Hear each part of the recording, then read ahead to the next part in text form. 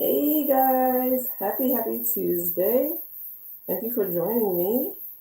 I'm Nala from Paper Flow Designs, in case you don't know. Um, Welcome. Today I'm going to be talking about three of my favorite tools for Inkscape. Inkscape, which I go on about because I love it, is a software that lets you draw vector graphics, so just like digital drawings. And it's great. I love it. It's free to use, and that's why I'm always going on and on about it. And I've been using it for a while now. If you are just joining me, you might have gotten the email that I sent letting you know what today's topic was about. So before I get into the topic, I'm just going to say I got a new camera, and I'm hoping everything is working. I'm hoping that I can be heard and seen. If you can hear me and see me, if I get any comments, I'm going to try to check them out, make sure that I can see them. I feel like this whole camera thing is like got like a fisheye kind of lens going on, but I got it because I had some comments saying that the other videos were a little blurry.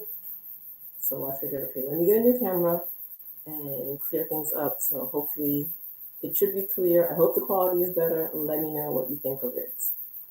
And I'm hoping that the audio is also good because it's all coming through the webcam. Because it just arrived today. I just put it on. I was so excited, and I'm like, didn't have enough time to really test it all the way through. Tested it a little bit, so I'm crossing my fingers that everything is working well.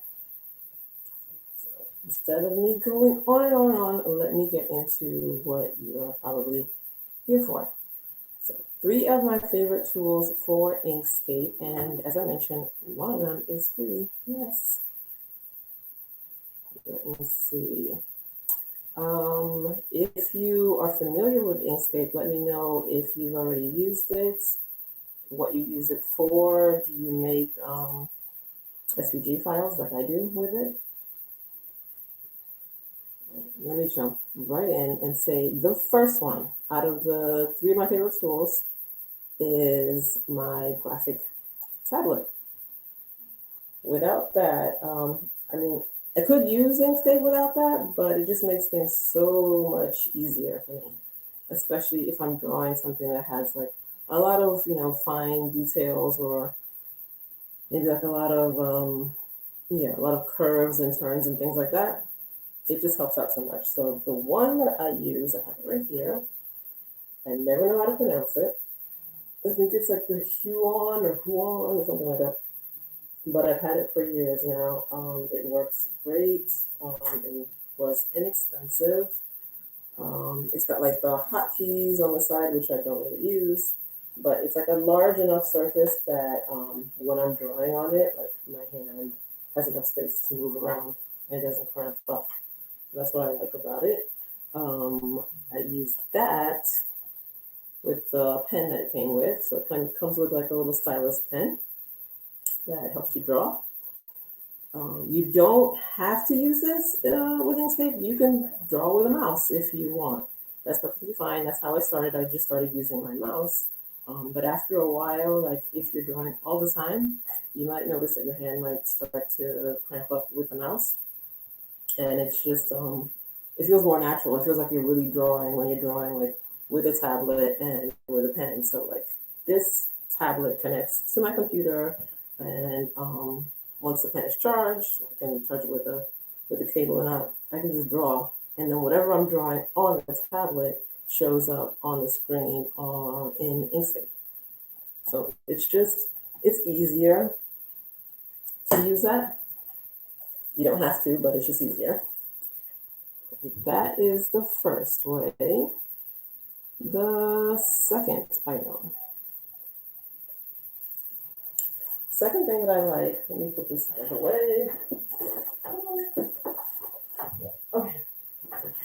The second item that I like to use is font files from Font Bundles. Let me see if I can share my screen with you to show you those.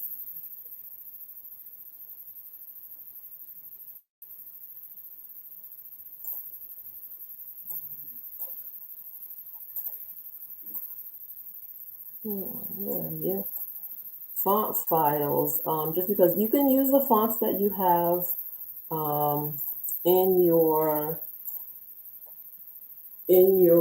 computer, of course. So like, you have fonts that already come with it and those are available. But if you want like some nice, cute, fancy fonts, I would suggest using Font Bundles, which has like packs of fonts that you can get.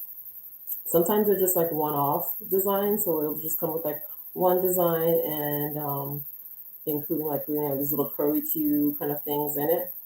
And they also have bundles, so you buy like the whole pack, and it comes with a bunch of different fonts that you can use for that price. And you just have to install it into Inkscape, and you can use them. You can change the colors.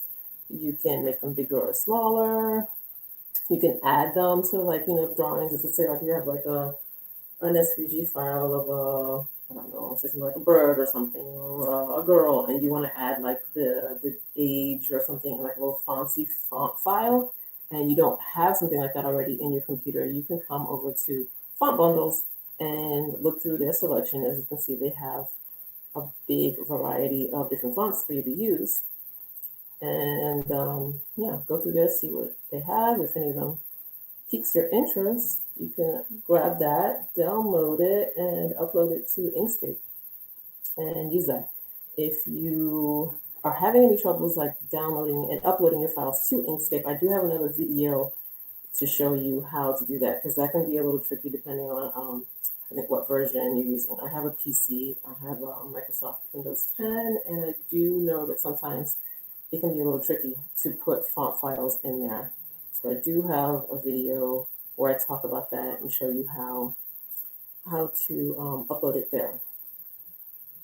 So the first thing I mentioned was my graphic tablet, which helps. And if you are wondering about any of these, I have them listed on my website. If you go to paperflowdesigns.com/recommendations, you can see these tools that I mentioned that I use. Like you can see here is a picture of the graphic tablet that I use next to my computer. And I also have a link to Font Bundles and Inkscape, of course. So, and yeah, so if you're curious and you want to see what those look like, check out paperflowdesigns.com/recommendations, and I have pictures and links to where you can find those. So the first one, like I said, was a graphic tablet. The second was fonts coming from Font Bundles, just because they're like really well priced and you can get lots of them in the bundles. And let me see. The third item, let's swing through here. All right, the third tool that I like to use is Google Drive, because let me swing over to my other screen and tell you why I like Google Drive.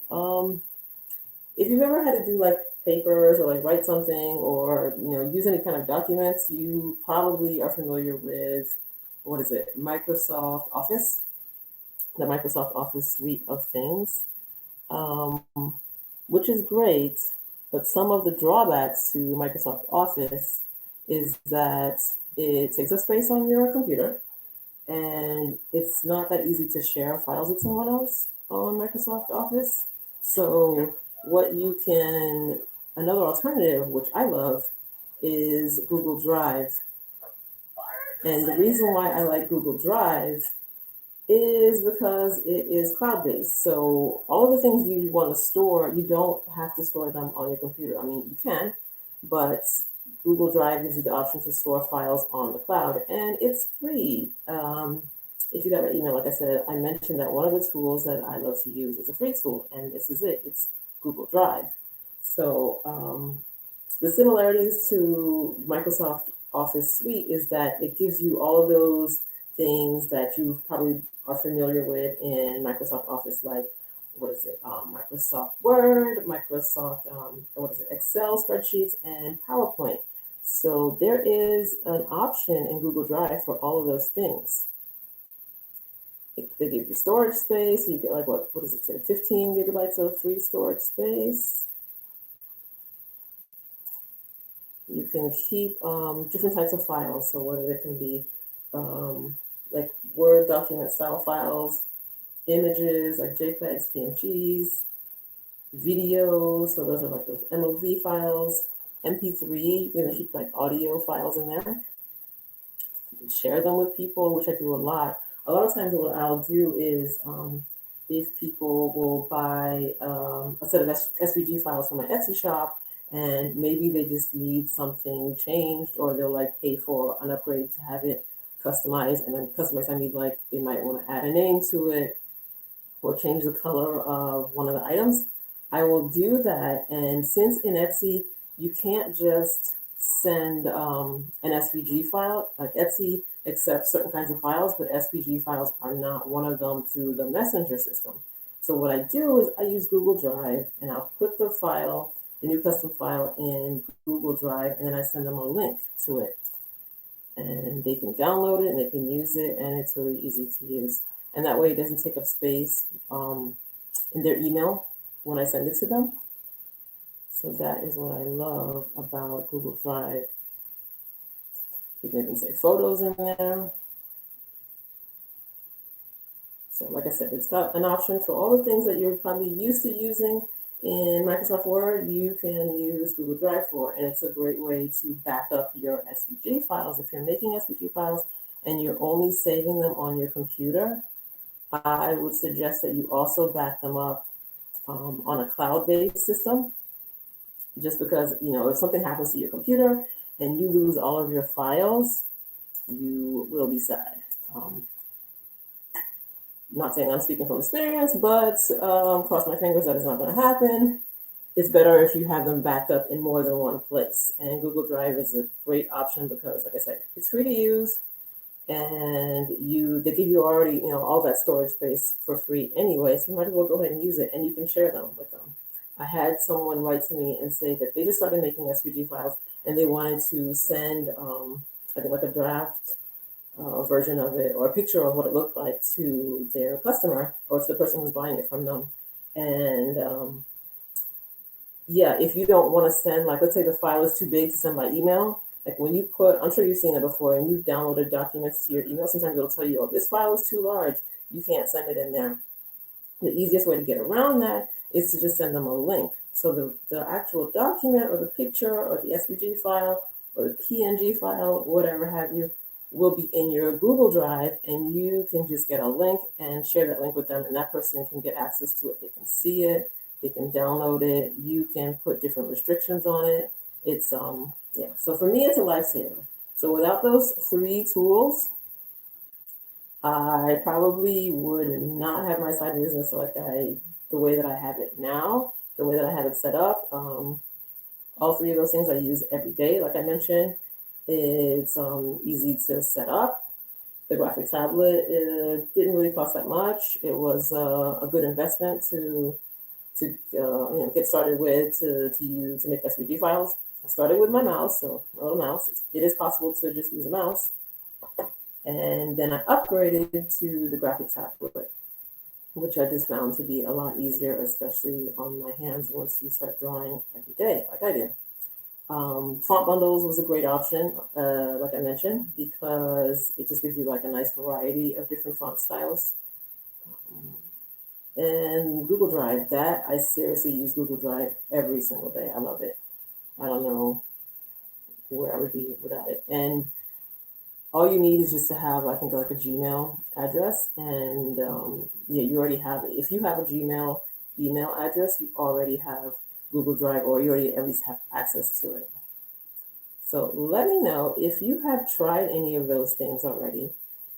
If you're familiar with them, let me know. And let me know what else that you would like to learn about as far as Inkscape goes, as far as making SVG files. I also have, just to give you an update, I've been working on the SVG Shortcuts ebook, and that will be coming out in next week. So if you are interested, there is a link in the description of this video that you can take a look at that, learn more about that. It's just going to be an ebook that gives you all the shortcuts for Inkscape. If you've opened up Inkscape before, you see like on the menu there's like a ton of different things, and it's taken me years to remember like what does what, and so the little knowing all the shortcuts and having those shortcuts on hand is just really helpful. It can just like save you from having to go look it up in Google, or like go ask in a forum when like all you want to do is just like find out how to like trace something in Inkscape and you can't remember where that function is. So that is something that I'm coming out with very soon. Like I said, if you're interested in it, there is a link in the description box. You can click on that and find out more about it. All right, I feel like I am rambling now. Let me see. I don't see any comments coming in, but if you are watching this later on the replay and you do have questions or comments, just feel free to write them down. I do try to come back and check back frequently to see if anybody has a question for me that I can answer for you. Other than that, if you did like this and you found it helpful, let me know and share this with someone else who you know could probably use any of these tools or could benefit from them. And I also wanted to mention, before I forget, if you get the ebook now before June 1st, I am having a masterclass that will come that goes with the ebook. So if you've already gotten it, thank you, because there are a couple of people who've already picked that up.